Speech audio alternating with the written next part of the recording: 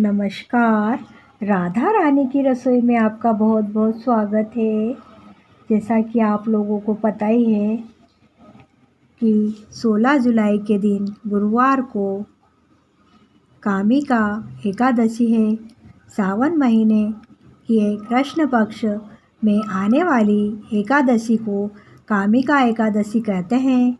इस एकादशी पर भगवान विष्णु की पूजा अर्चना की जाती है। कहते हैं कि कामिका एकादशी पर विष्णु जी की पूजा करने से व्यक्ति के सारे पाप कर्मों से मुक्ति मिलती है। कामिका एकादशी का पर व्रत रखने का अलग ही प्रावधान है। माना जाता है कि जो व्यक्ति श्रद्धा भाव से इस दिन व्रत रखता है, विष्णु जी उसके सभी कष्टों को दूर करते हैं। माना जाता है कि इस पूजा से व्यक्ति अधर्म का भी रास्ता छोड़कर धर्म के पथ पर चलने लगता है और समाज कल्याण के कार्यों में अपना जीवन समर्पित कर देता है। तो आइए हम जानते हैं कि इस एकादशी की क्या है महत्व और इसे कैसे करें। तो आइए हम आपको बता दें कि कामिका एकादशी के दिन प्रातःकाल स्नान आदि से निवृत्त होकर स्वच्छ वस्त्र धारण करें। उसके बाद ही भगवान श्री हरि विष्णु का ध्यान करके कामिका एकादशी व्रत करें और उसका पूजा का संकल्प लें। इसके बाद भगवान विष्णु जी को अक्षत, चंदन, पुष्प, धूप, दीप आदि से पूजन करें। फल एवं मिठाई अर्पित करें। विष्णु जी को मक्खन मिश्री का भी भोग लगाएं। तुलसी दल अवश्य चढ़ाएं। साथ ही माता लक्ष्मी जी की भी पूजा करें। सावन मास है, इसलिए भगवान शिव जी की भी पूजा कर लें। इसके पश्चात कामिका एकादशी व्रत की कथा सुने। पूजा के अंत में भगवान विष्णु जी की आरती अवश्य करें।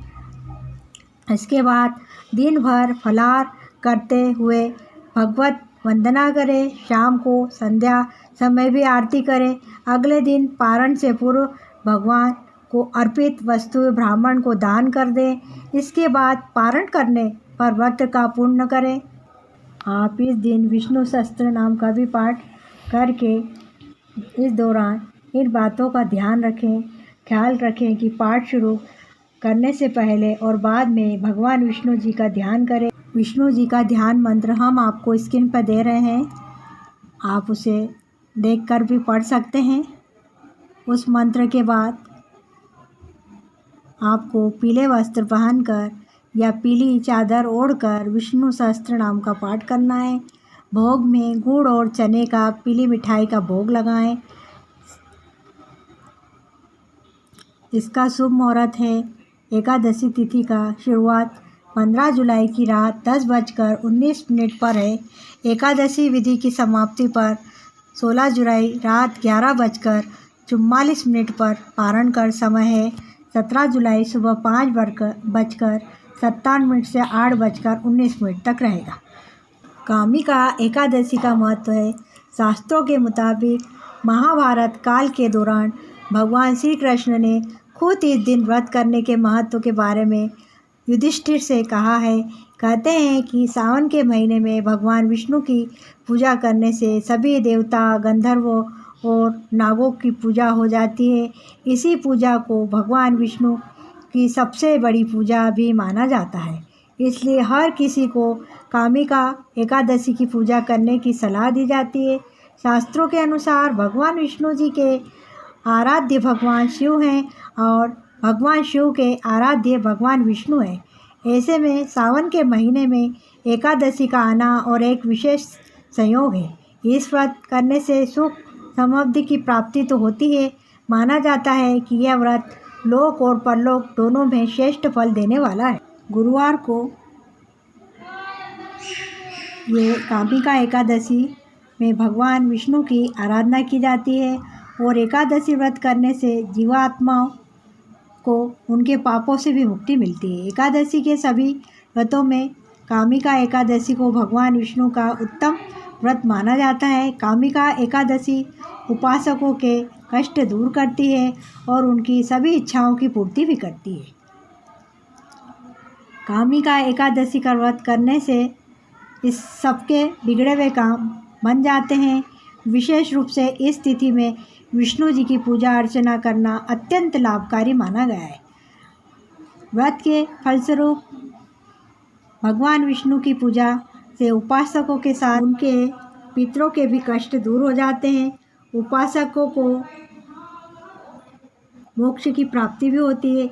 इस दिन तीर्थ स्थानों में स्नान करने से, दान पुण्य करने से अश्वमेध यज्ञ के बराबर फल की प्राप्ति होती है। विष्णु जी को, प्रभु को फल फूल, तिल, दूध, पंचामृत आदि से निवेदित भी करें। आठों पहर निर्जल रह कर भी विष्णु जी के नाम का स्मरण करें एवं भजन कीर्तन करें। इस दिन ब्राह्मण भोज कराएं। दान दक्षिणा का विशेष महत्व होता है, अतः ब्राह्मण को भोज कराकर दान दक्षिणा जरूर देना चाहिए। इसके पश्चात ही आपको भोजन करना चाहिए और विष्णु सहस्त्र का पाठ जरूर करें। इस दिन एकादशी को जो व्रत रखता है उसकी सारी कामनाएं पूर्ण हो जाती है। इस व्रत की कथा इस प्रकार है। हम आपको बता दें कि महाभारत काल में एक समय में कुंती पुत्र धर्मराज युधिष्ठिर ने श्री कृष्ण से कहा, हे भगवान, कृपा करके मुझे सावन कृष्ण एकादशी का नाम और महत्व बताइए। श्री कृष्ण ने कहा है कि हे युधिष्ठिर, इस एकादशी की कथा एक समय स्वयं ब्रह्मा जी ने भी देवर्षि नारद से कह चुके हैं।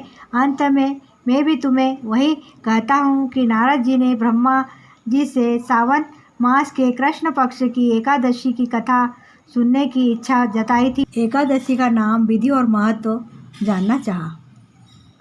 ब्रह्मा ने कहा है कि हे नारद, सावन मास की कृष्ण एकादशी का नाम कामिका एकादशी है। इस एकादशी व्रत को सुनने मात्र से ही वाजपेय यज्ञ का फल भी मिलता है। इस तिथि का पर शंख, चक्र एवं गदाधारी श्री विष्णु जी की पूजन होता है। उनकी पूजा करने से जो फल मिलता है उसे सुनो ध्यानपूर्वक कि गंगा, काशी, नैमिषारण्य और पुष्कर में स्नान करने से जो फल मिलता है वह फल विष्णु भगवान के पूजन से भी मिलता है। सूर्य और चंद्र ग्रहण के समय कुरुक्षेत्र और काशी में स्नान करने में, भूमि दान करने से, बृहस्पति के आने के समय गोदावरी और नदी में स्नान से भी जो फल प्राप्त नहीं होता वह प्रभु भक्ति और पूजन से प्राप्त होता है। पाप से भयभीत मनुष्य को कामिका एकादशी का व्रत अवश्य करना चाहिए। एकादशी व्रत से बढ़कर पापों के नाशों का कोई उपाय नहीं है। स्वयं प्रभु ने भी कहा है कि इससे कई जीव अनेक योनि में जन्म नहीं लेता। जो इस एकादशी को श्रद्धा भक्ति भाव से भगवान विष्णु को तुलसी पत्र अर्पण करते हैं वह इस समस्त पापों से दूर रहते हैं। हे नारद, मैं स्वयं श्री हरि को प्रिय तुलसी को सदैव नमस्कार करता हूँ। तुलसी के दर्शन मात्र से ही मनुष्य के समस्त पाप भी नष्ट हो जाते हैं और इसके स्पर्श से मनुष्य पवित्र भी हो जाता है। अब आगे हम आपको बता दें कि इस दिन चावल का त्याग करें और 3 दिन तक इसे न खाएं। ऐसा करने से व्रत का दुगना फल मिलता है। कामिका एकादशी के व्रत में लहसुन, प्याज, मसूर की दाल भी नहीं खानी चाहिए क्योंकि इन्हें तामसिक प्रवृत्ति का माना जाता है। कामिका एकादशी का व्रत रखने वालों को स्नान के बाद स्वच्छ वस्त्र धारण करना चाहिए। इसके बाद ही विष्णु भगवान का स्मरण करना चाहिए। अगर रात में हो सके तो जागरण अवश्य करना चाहिए। विष्णु जी की कथा जरूर पढ़ना चाहिए और भगवान इससे प्रसन्न होते हैं। कामिका एकादशी के व्रत की शुरुआत दशमी तिथि से होती है जो द्वादशी तक चलती है। इससे एकादशी के दिन पुनः व्रत रखना चाहिए। कामिका एकादशी के दिन भूलकर भी दातुन का इस्तेमाल नहीं करना चाहिए क्योंकि इस दिन पेड़ पौधों को नहीं तोड़ना चाहिए।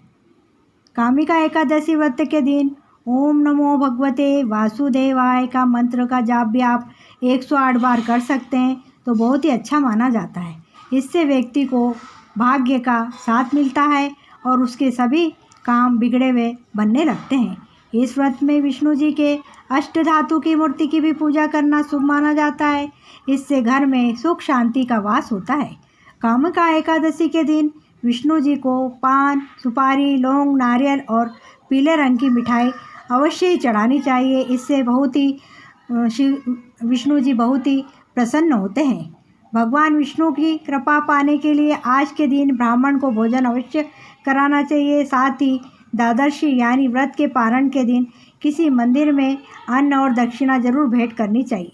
कामता एकादशी के दिन हल्दी की जड़ धारण करने से विष्णु जी की कृपा प्राप्त होती है। इससे भी बिगड़े हुए काम बनने लगते हैं। इस तरह से हमने आपको कामिका एकादशी के बारे में बताया। आपने ध्यानपूर्वक कथा भी सुनी होगी। तो हमारा ये वीडियो आपको अगर पसंद आए तो वीडियो को लाइक ज़रूर करना और हमारे तीनों चैनल राधा रानी की रसोई, राधा कृष्ण की रसोई और साथ ही नया चैनल है हमारा एस्ट्रो विथ राधा रानी, तीनों चैनल को आप सब्सक्राइब करके बेल अवश्य बजाएं और कमेंट में ज़रूर लिखें। आप ओम नमः शिवाय भी लिख सकते हैं, सावन का महीना चल रहा है, या लिखिए ओम नमो भगवते वासुदेवाय। तो आपके सभी बिगड़े काम बनेंगे। आप इस व्रत को ज़रूर करें और ध्यानपूर्वक कथा करें। जिस प्रकार से बताया है पूरी विधि विधान से पूजा करें। आपको अवश्य ही आपके सभी पापों से मुक्ति भी मिल जाएगी और आपकी सभी मनोकामना पूर्ण हो जाएगी।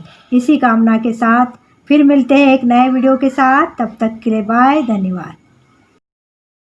सब्सक्राइब कीजिए, बेल आइकन को प्रेस कीजिए।